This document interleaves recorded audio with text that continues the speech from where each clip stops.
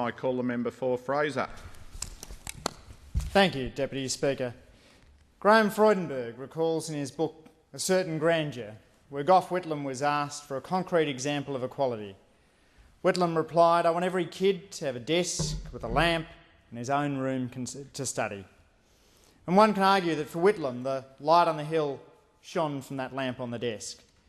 I'd like to think that at some of those desks, they'd be studying the sciences and mathematics, fulfilling their curiosity and passion for new insights and a deeper understanding of the world, building and developing skills that enable them to make new discoveries, create innovations, and be part of breakthroughs that will revolutionise our way of life. The sciences and mathematics are vital fields of knowledge for our prosperity and for our place in the world. Labor recognises this, which is why we're taking evidence-based steps to ensure we foster critical thinking, reasoning and creativity the sciences engender. I want to outline the importance of supporting study in the sciences and mathematics and how this bill targets incentives for study in these areas. The Mathematics, Engineering and Science and the National Interest Report noted, quote, "There is a global perception that a workforce with a substantial proportion educated in mathematics, engineering and science is essential to our future prosperity." But it noted that Australia's graduation rates in maths, engineering and science are low by international comparison. Globally, policies are emerging that focus on science and technology, recognising that Australia, like the rest of the world, needs to increase our investment in sciences and mathematics. I commend Chief Scientist Ian Chubb, formerly my Vice-Chancellor at ANU, for his activism on these issues. The Chief Scientist recently put out a paper comparing Australia's science, research and innovation system with other developed nations. He found we had a similar percentage of researchers in our workforce compared to North America and Europe. We have a low number of researchers working in business enterprises, with relatively high numbers working in higher education. So the bulk of Australia's research and development in these areas takes place in universities. We're fortunate to have that base in universities, but the challenge for Australia is to capitalise on this and build more researchers and innovators in industry. The more students we have educated in maths and science, the more workers we'll have in the workforce who are pursuing research in these areas. I recently visited the ANU Physics Department.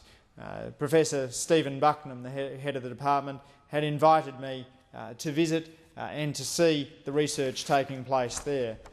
ANU Physics is built around three what they call big picture themes: quantum science and technology, advanced materials and technology, and energy and environmental science and technology. I got a chance to see Australia's largest accelerator and the H1NF National Stellarator Facility. They are doing impressive work at the ANU.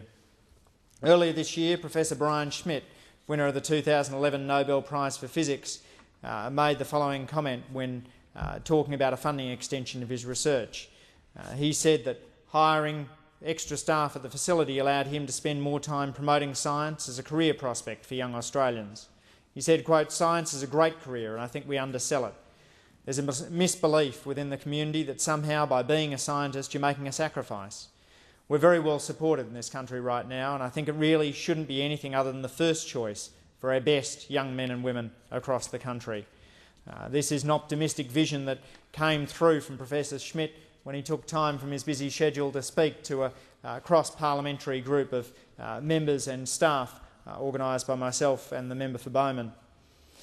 The announcement of the extension of Professor Schmidt's laureate fellowship, the Minister, Senator Evans, commented, "Everyone understands we've had a drop-off in interest from science, and one of the greatest vehicles, we think, is that in using Brian's ability to communicate and his standing in world science."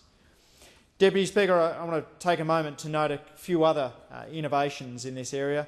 In the Teach for Australia program, Melody Potts-Rosevier, its founder and CEO, and Tanya Greaves, a teacher at Lanyon High School, came to Parliament this week to speak with members and staff about the Teach for Australia program, which is, I think, one of the great ways of getting talented scientists into high school classrooms.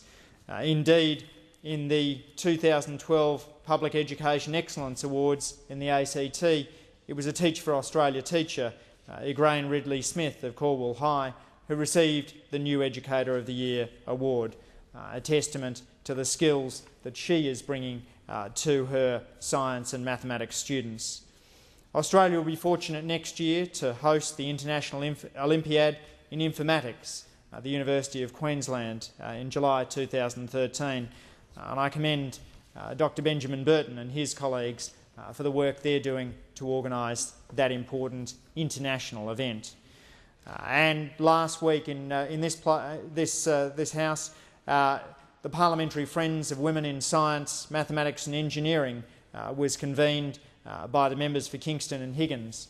The guest speaker was Professor Elizabeth Blackburn, and I had the privilege of chatting with Carola Venusia and other scientists in the ACT about the research they're doing.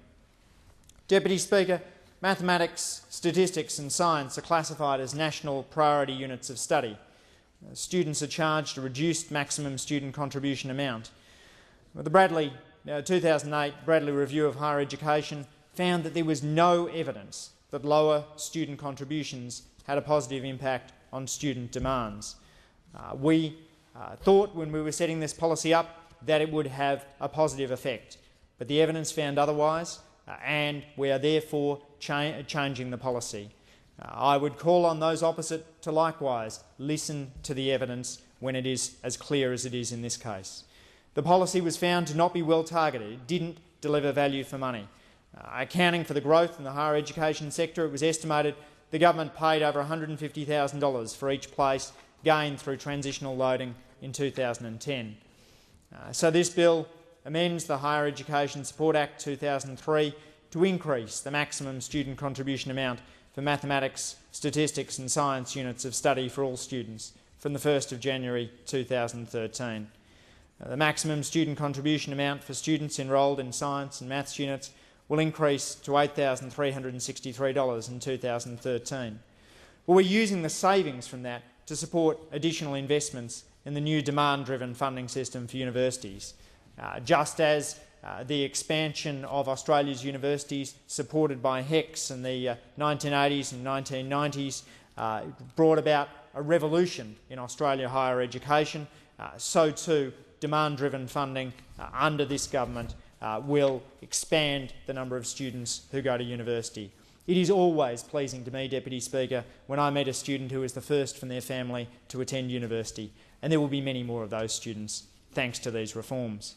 The total level of funding provided to universities for these units will be maintained with the government reinstatement of the maximum student contribution amounts for students who enrol in mathematics, statistics and science units. As priority units of study, we still want to encourage and provide incentives for students. In this year's budget, for example, we announced $54 million for a range of measures to encourage the study of mathematics and sciences. Graduates from a natural and physical sciences course with a HECS help debt who work in a relevant field can have their compulsory repayments reduced by more than $1,600. Those who work as a maths or science teacher, as Ms Ridley-Smith, who I mentioned before, does, may qualify for both the HECS help benefit for maths and science graduates and the HECS help benefit for teachers. They can have their compulsory repayments reduced by more than $3,000. We believe these measures will be more cost effective than allowing students to pay a reduced student contribution amount and for the government to keep paying transitional loading for universities. We're moving from policies that did not work to policies that will. The government doesn't believe it's appropriate that students residing overseas continue to receive large subsidies towards obtaining a higher education degree from an Australian university. So the residency amendment ensures government assistance is restricted to study predominantly completed within Australia. I myself am somebody who benefited from overseas study, but I believe it is appropriate that the Australian taxpayer support higher education that takes place in an Australian university. The funding priority should be to those students who are most likely to pursue a career in Australia, to commence repayment of their help debt and use their education to benefit Australia's workforce and economic needs. The number of students currently enrolled with an Australian provider and not residing in Australia is relatively small. In 2010, for example, there were only about 1,000 full-time students enrolled in Commonwealth-supported places or accessing fee help who resided overseas. With the growth in Commonwealth-supported places under the demand-driven model for university funding and online delivery, it's important to clarify eligibility conditions before there's further increases in the number of students assisted by the government who don't live within the borders of this country.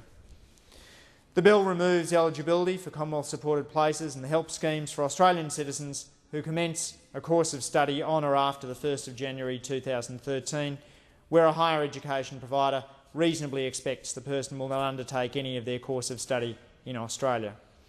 Students undertaking study as part of a formal exchange or a study abroad program for some of the units in the course, including those students receiving assistance through the OS help system, won't be affected by this change.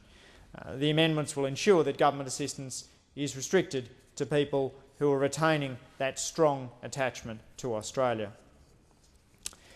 Deputy Speaker, the reduction in student contributions for mathematics, statistics and science units the increase in student contributions for mathematics, science and statistics and science units hasn't been effective in substantially increasing the number of students undertaking study in these areas at university. This government has a passion for education and we have a passion for evidence. And because of those two goals, we are doubling investment in school education, providing more information to parents than ever before through the My School and My University's website. We now have an additional 150,000 students attending university. It is absolutely vital that we support the study of mathematics and science. It is critical education policy and is vital to Australia's productivity in the future. But we must have the right tools to do the job. The third-year university students who dedicate their summer holidays to work at the CSIRO and be part of new research and innovation show the passion for mathematics and science is still there. You only need to take a stroll through Questacon to see the excitement of science among young Australians. We need to encourage that excitement at school through programs such as Teach for Australia, at university through the hard work of departments like the ANU Physics Department, here in the Parliament through groups such as the Parliamentary Friends of Women in Science, Mathematics and Engineering, and through the right effective policies at our universities. Deputy Speaker, the light of opportunity Whitlam spoke of as shining from a desk lamp is for our maths and science students also the light of discovery, of innovation, of prosperity. And it's a light this government wants to shine even brighter. I commend the bill to the House.